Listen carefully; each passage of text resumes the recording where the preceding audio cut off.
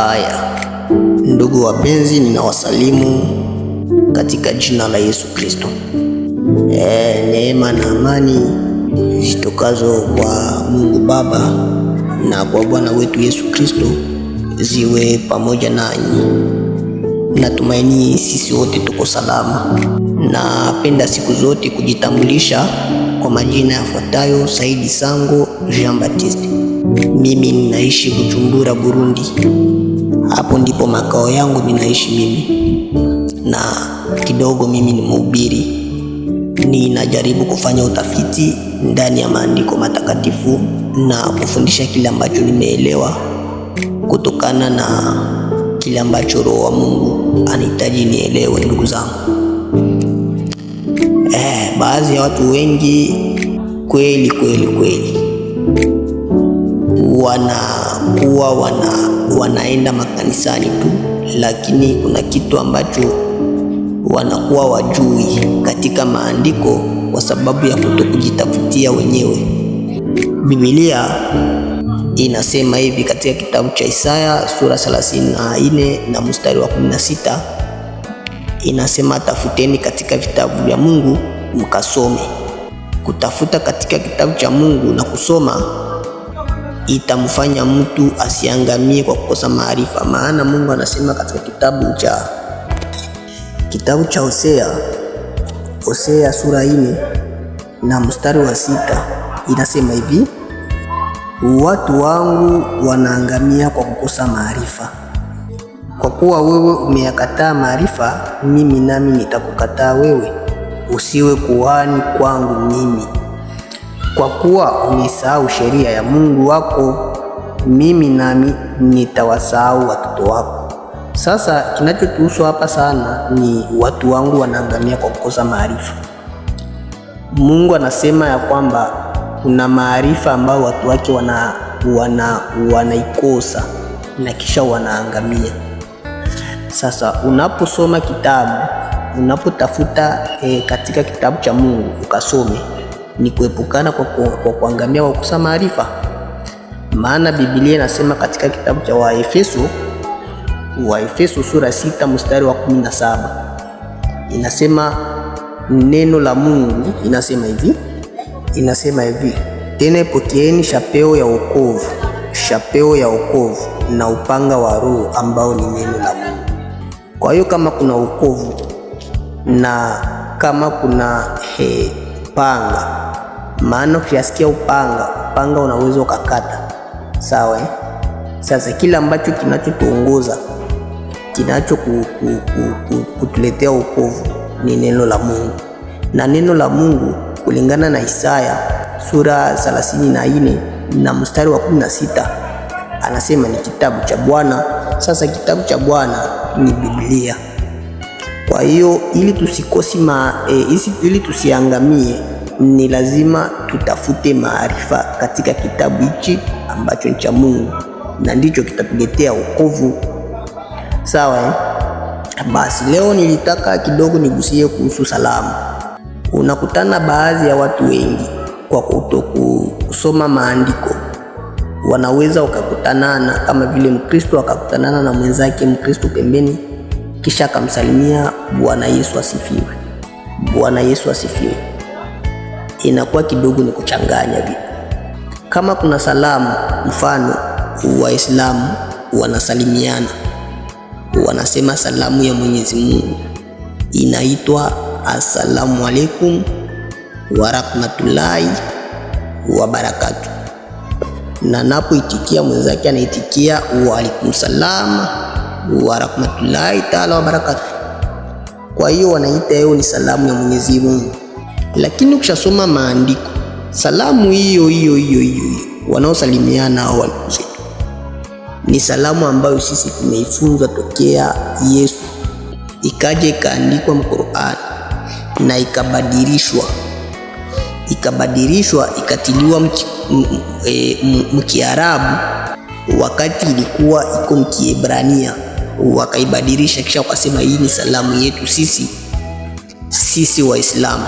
Na salamu hiyo inamaanisha anapokutolea salamu hivyo, anapomtolea mwenzake salamu, anamaanisha amani ya Mwenyezi Mungu na iwe pamoja nawe.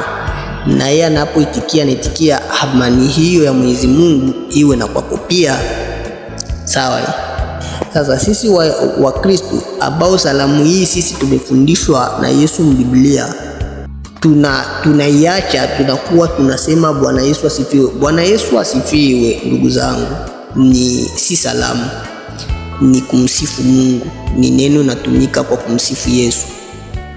Unaposema Bwana Yesu asifiwe, ina maana unamsifu Yesu. Maana mwenzako atakaposikia neno ile ataitikia amena.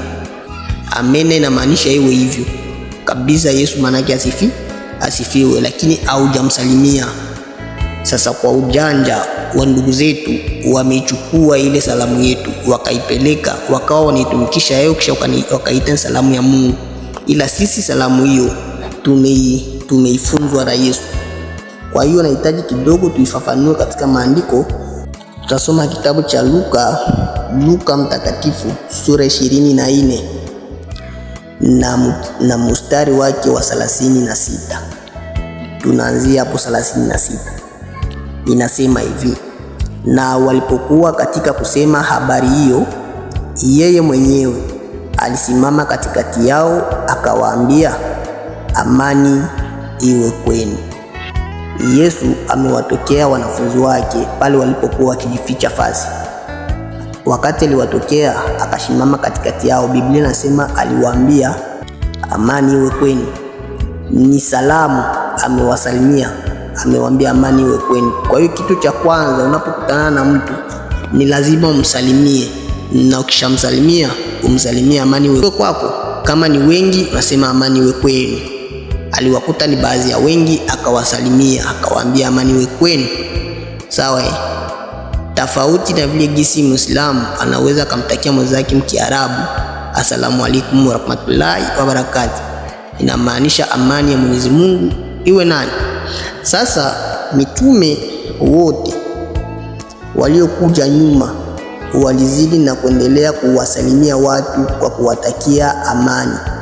Na mtu anaposema shalom, shalome ni salamu inayomaanisha, ni salamu ya Kiebrania, yani inayomaanisha amani, na inamaanisha mengine tu kama vile utulivu, kutakia mtu mema. Shalome ni Kiebrania, ni neno la Kiebrania. Vile vile inatumika kwa neno amani mkiswahili. Kwa hiyo unapomkuta mtu ukishamwambia shalom, ni Kiebrania, inamaanisha amani. Si vibaya ni kumsalimia, inamaanisha amani. Shalom, amani. Sawa.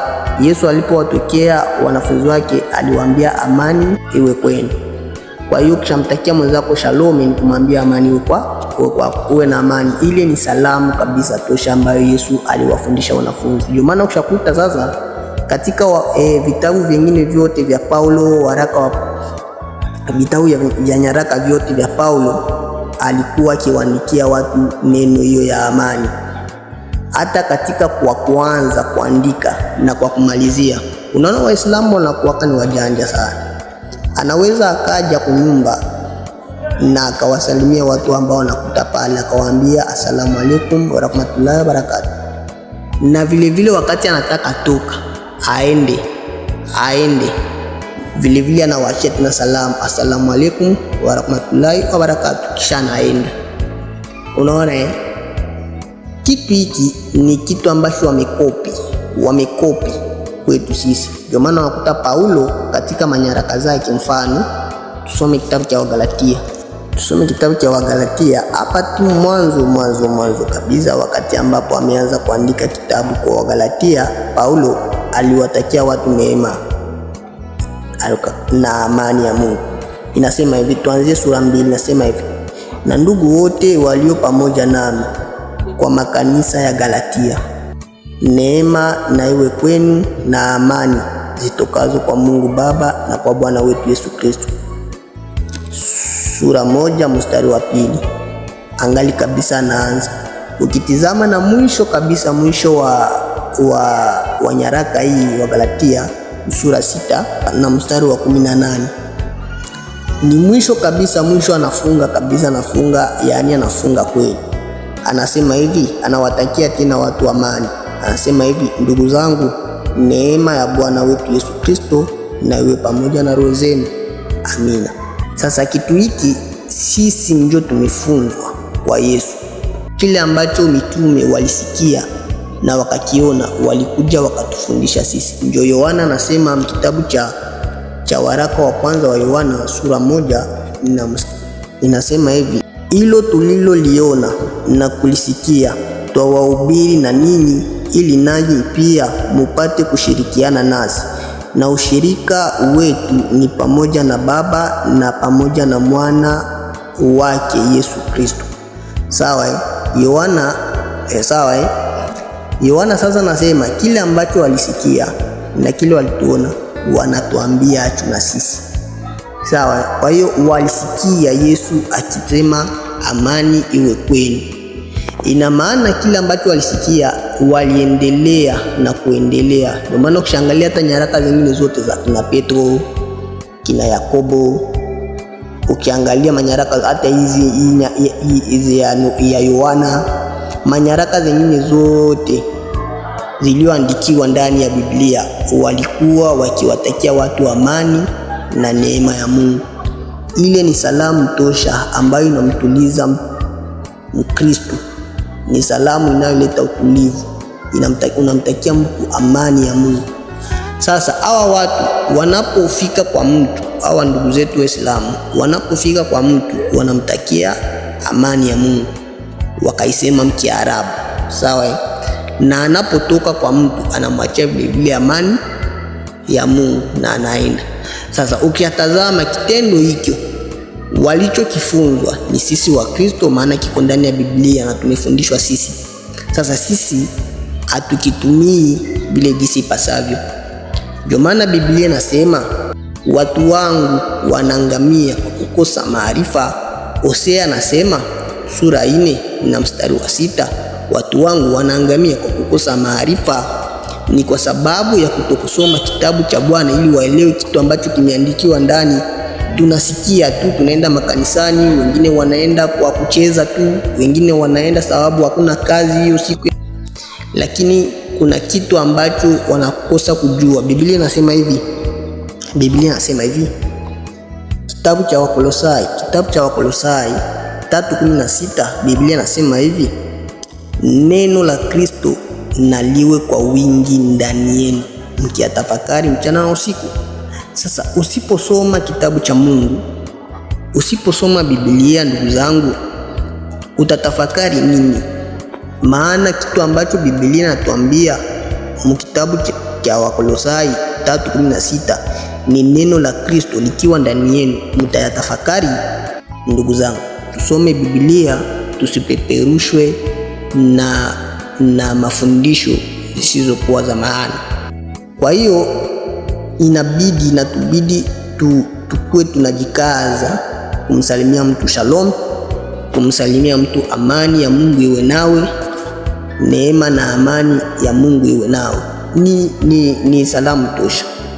Basi Mungu atubariki kwa wazo hili la siku ya leo, na ninawatakia amani ya Mwenyezi Mungu iwe pamoja nanyi mpaka kufa. Amen.